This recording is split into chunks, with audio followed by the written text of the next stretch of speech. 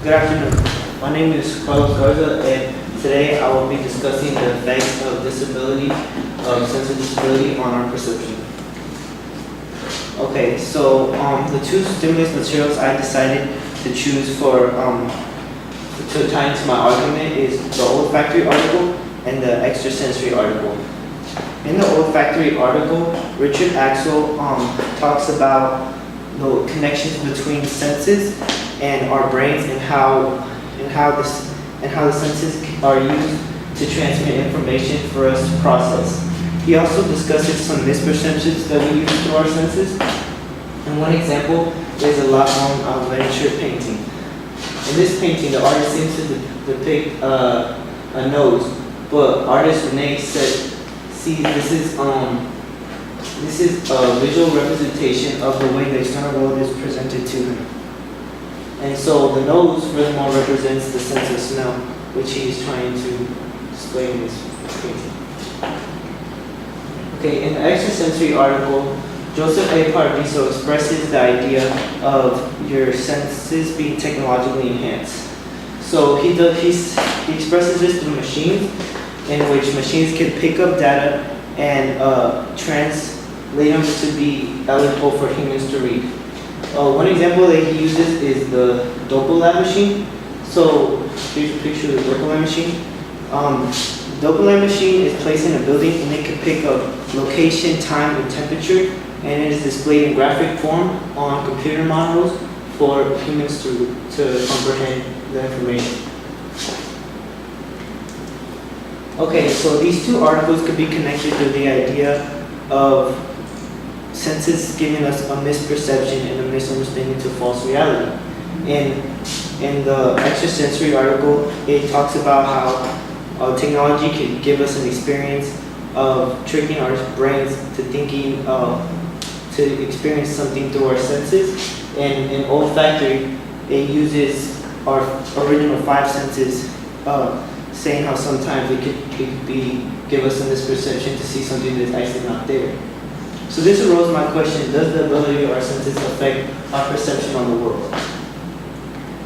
In fact, yes, everything we perceive is a construction of our brain. Thus, human perception is the brain making sense of all the information that we're taking in from all of our senses every day. And according to the Society of Neuroscience, cells connect the eyes, which most information is taken in from the eyes, directly to the brain to give us our sense of vision. Okay, so your two most important senses are your eyesight and your smell. In fact, your eyesight gives you 36,000 pieces of information to process per hour. So that's a lot of information you would be losing if you didn't have your sense of sight. And your sense of smell is directly correlated to your memory. The reason you're able to depict how something smells like is based off information that your brain has already processed. And you can tie it back to that specific memory. So here's how it works. Odor molecules go into either the nose or the mouth, and the olfactory cells then transmit it to the brain where it can be processed. In the eyes, light gets correlated to the pupil, which is then focused to the lens, and the optic nerve then takes it to the brain where it is processed. Okay, so here are charts of senses impairments in U.S. citizens from 1999 to 2006 that are over the age of 70. So as you can see here are the different senses that are needed impairment. So it's easy to see that coming of age is directly correlated to loss of senses and sensory disability. Okay, so limitations. So there are many factors that many can say that perception is not directly correlated to senses. One of these is that blind and deaf people are not completely oblivious to their surroundings. They can still do a lot, like blind, for example, blind and deaf people can still read, they can still learn, some can even play sports, ride a bike, cook, and eat. So does it really affect our perception of life if they're not that much different from us, if they can do the same day-to-day tasks as many others? Okay, although blind and deaf people can live a manageable life, 95% of your information we get comes from the surrounding of our ears and eyes.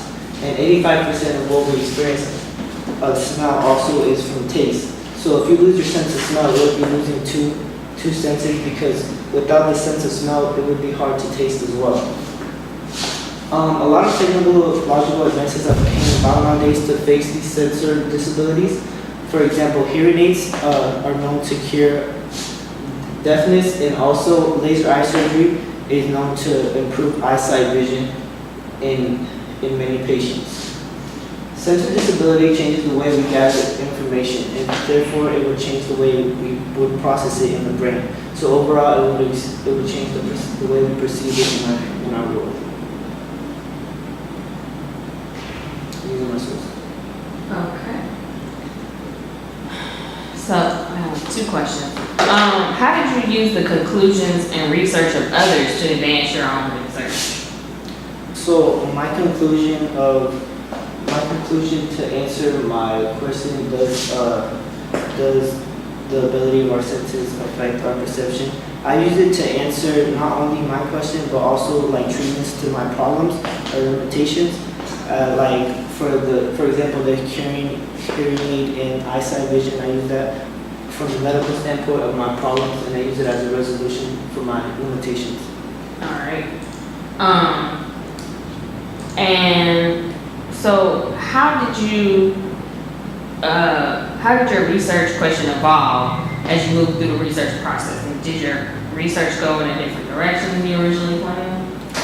Yes, it did. So originally my question was going to be on senses giving us a misperception, like a false sense of reality. But I then shifted my question towards a medical standpoint, like the disabilities of senses and how that could change one's perception, and not just from a technological standpoint, but medical, like cures for all disabilities. All right. Thank you.